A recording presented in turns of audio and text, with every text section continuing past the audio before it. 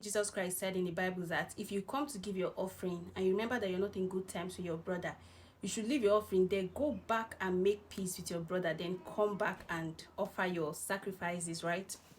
If you're on this space and you have not seen the first edition of my series, Understanding Addiction, oh yeah, fall out, go back, bounce, go and watch the first series and come back and join us so that you can have a grasp of what we are talking about.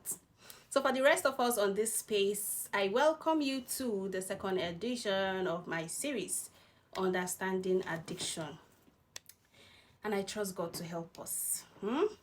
So the last thing I said in my first video was that addiction will always start as something little, something we trivialized, something that did not ever look like it had the power to enslave us, to bound us, something that you belittled. Do you understand? So I call it the deception of addiction. It will never look like it has the capacity to take you to a point where you are no longer in charge. It always starts out as you thinking that you are in charge. So for example, a drug addict started out with one stick or one wrap.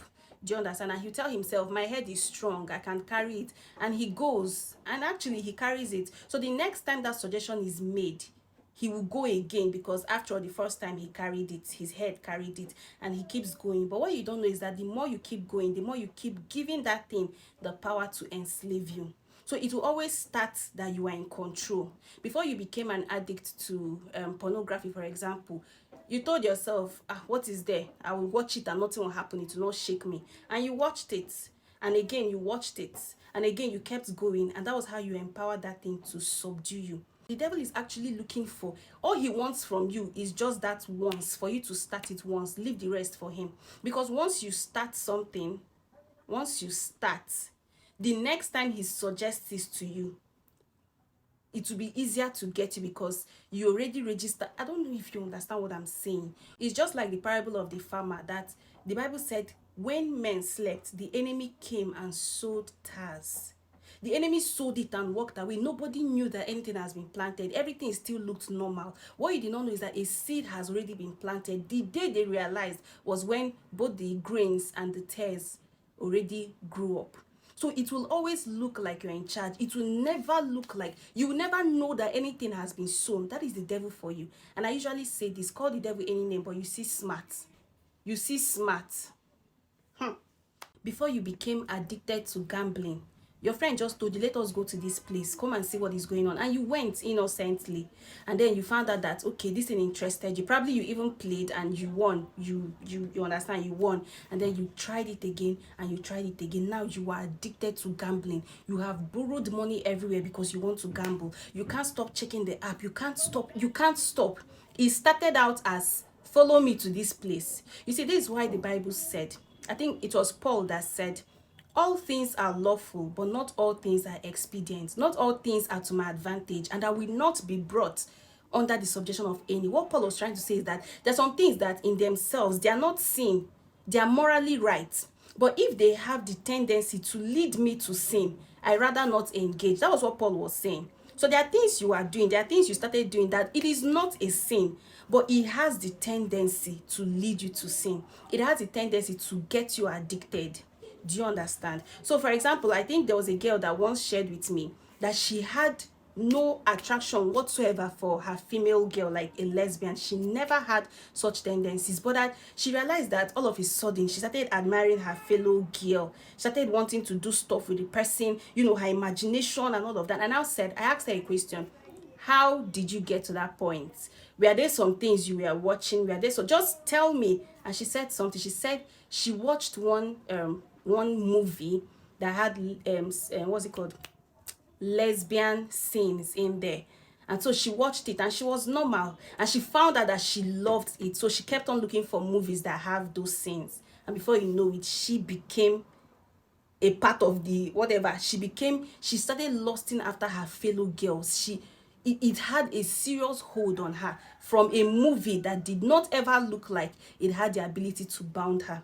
So I am just trying to establish this point that it will always start out as something that would tell you that you have control, that you are in charge and you can control it. But then you find out that in the long run, you can no longer control it. So when we now say someone is addicted, is when it has gotten to the point that the person has lost a sense of will and the ability to say no. That's when you say this person has been addicted. At that point, something has taken over. It is no longer you. It is beyond you right now. You are no longer in charge. A spirit has taken over.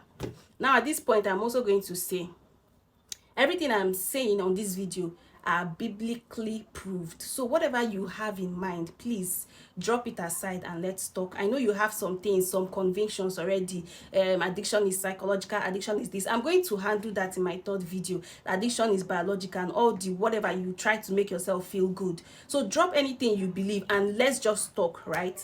Yes. So the next thing I am going to talk about is how addiction works. I have given you part 1.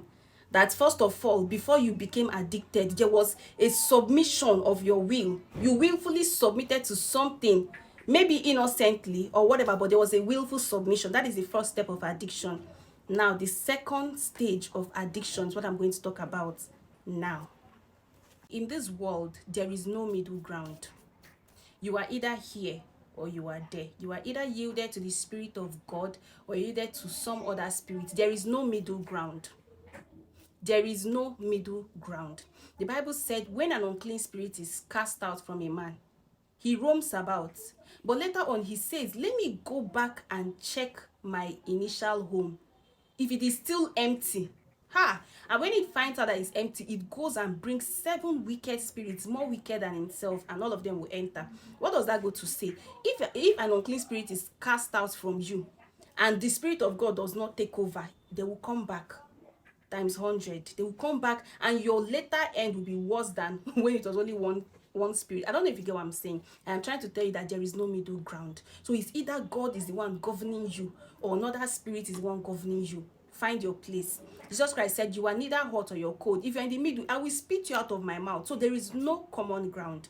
So I go forward to also say that any spirit you yield yourself to, be it the spirit of God or the spirit of lust, the spirit of gambling, the spirit of sexual immorality, the spirit of lying, the spirit of whatever spirit you yield yourself to, just wants one thing from you: authority, ownership, government, possession, dictatorship. Any spirit you yield yourself to wants this thing from you in return.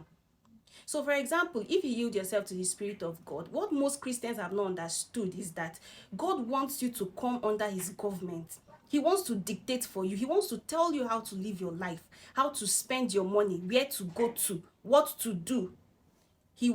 When Jesus Christ was speaking his disciples, I think it was Peter said, let me go and bury my father and come back. What did Jesus Christ tell him? Let the dead bury the dead. Follow me.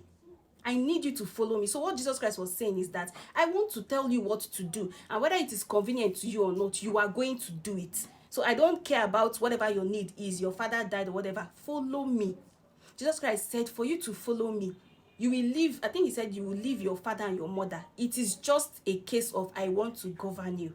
So most people know that they are children of God, but they've not understood that God also sees you as his slave. Because for some, God said in the Bible that you will love me with all your mind, your soul, your body. He's basically describing you as a slave. Because if you know how slavery works back then, you know that a slave has no life of his own. He lives for his master. Everything he does, anything he says, anything, the master must have given his consent. So I am just going forward to tell you that any spirit you yield yourself to wants to govern you totally, wants to own you. Likewise, if you yield yourself to an unclean spirit, the spirit also wants to be expressed through you. It wants to be seen. It wants people to know that you see this girl, you see this boy, now me the ruler, I am the one ruling her. He wants to be proud of you as his vessel or as his host. That is why Jesus Christ said, if you are ashamed of me, I'll be ashamed of you too. So Jesus Christ wants you to blow his name out. He wants you to tell everybody that he's the one who is ruling you. Likewise, an opposite spirit. Are you even following what I'm saying? So for example, if you see a girl online comfortably marketing her body, like she front is everywhere is opened and she doesn't flinch about it, The spirit that is powering that wants to be expressed. It wants to be seen. It wants that when you see the girl, you should know that I am her master. I am the one ruling this one. That is the way spirit operates. Tell me why a full-grown man will become attracted to a baby of 3 years old. The other day, it was a story of a headmaster that they left a 5-year-old girl in his care, and he was attracted to her. He forced himself into her, and when he was not breaking through, he used a scissors.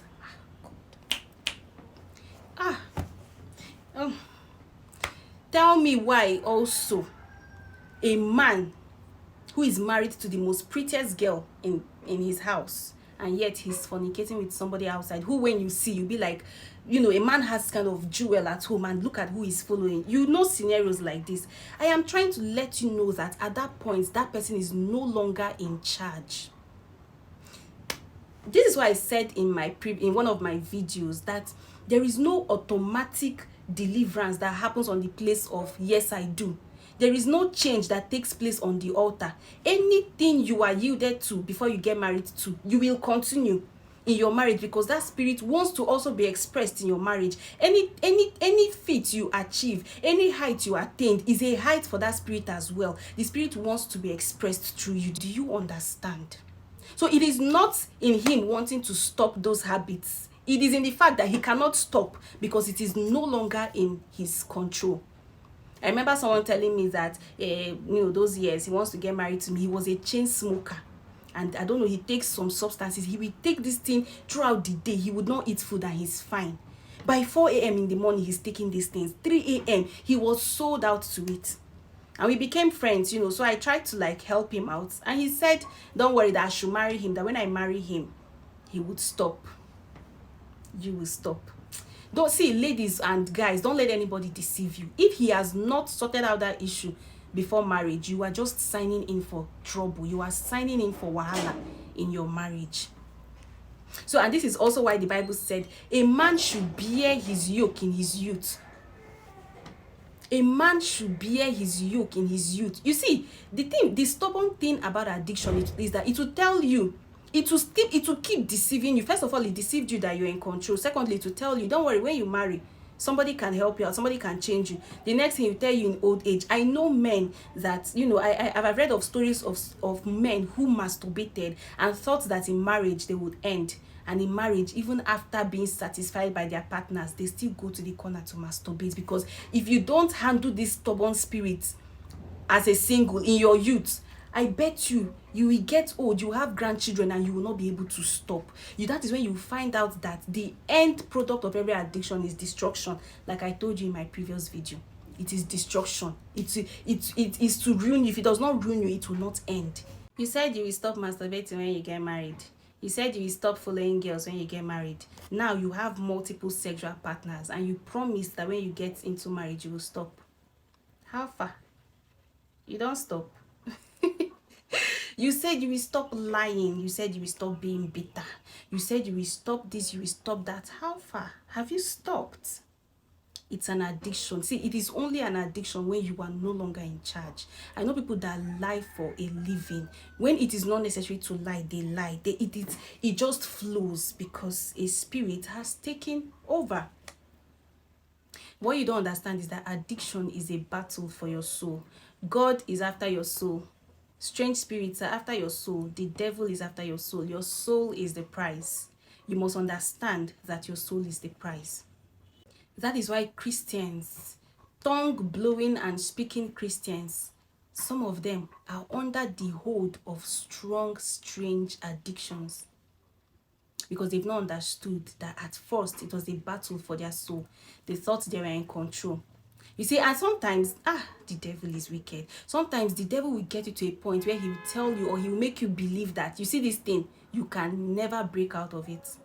And then you stay there because there is no hope, there is no solution. You kept trying, and it wasn't working. So you accept that there is no headway for you. But I'm telling you that there is a headway for you, and I'm going to talk about that in my third video. You can break free from addiction like it never existed in the first place. The reason it feels like most Christians are under the hold of addiction is because of lack of understanding. You see, a normal Christian feels like all he needs to do is to give his life to Christ, and that is it. But giving your life to Christ is just stage one. It is actually your spirit that gets saved. Your soul is going to be work in progress by the Holy Spirit. Do you understand? And then a Christian also feels like once he has given his life to Christ, he can just live his life. What he does not know is that when God does not save you to live you, God saves you, and he expects that you come under his government, under his rulership. When you pay school fees for your child, that child is accountable to you. You can't say because I did it for you, I did you good, then you can do whatever you want with your life. No, I should know how far. What grades did you make? Why did you fail? Why did you succeed here? How did you do it? Why weren't you reading your books? You need to be accountable to me because I paid. So Jesus Christ saved you not to leave you to live your life anyhow. He saved you so that you come under his rulership.